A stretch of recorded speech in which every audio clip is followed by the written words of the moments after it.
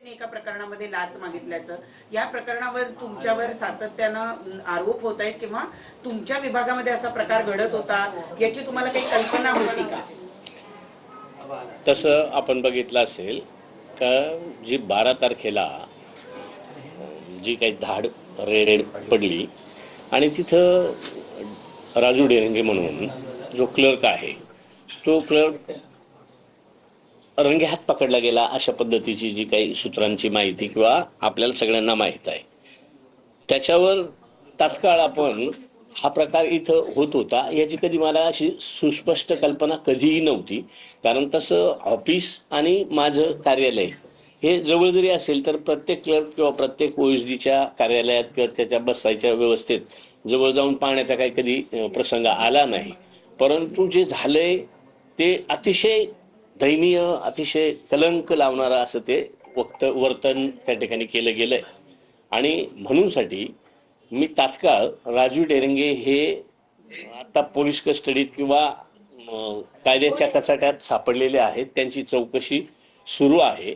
पण त्याबरोबर मी आपल्या विभागामार्फत एक स्वतंत्र चौकशी नेमून आणि सहआयुक्त दक्षता आणि पोलीस उपायुक्त यांच्यामार्फत एक चौकशी करण्याच्या निर्देशित केलेला आहे. त्या पद्धतीनं त्यांची चौकशी त्या ठिकाणी चालू आहे.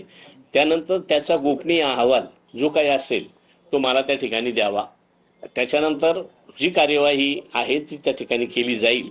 परंतु त्याच्या आधी ते आपल्याकडे उसनवारी तत्वावर होते, अन्न पुरवठा विभागाचे कारकून क्लर्क ते आपल्याकडे होते. आपण तात्काळ त्यांना सामान्य प्रशासन विभागाला एक पत्र देऊन आणि त्यांची प्रतिनियुक्ती तात्काळ रद्द करून त्यांना मूळ आस्थापनेवर त्या ठिकाणी वर्ग करायला सांगितलं आणि त्या पद्धतीनं कार्यवाही सुरू आहे.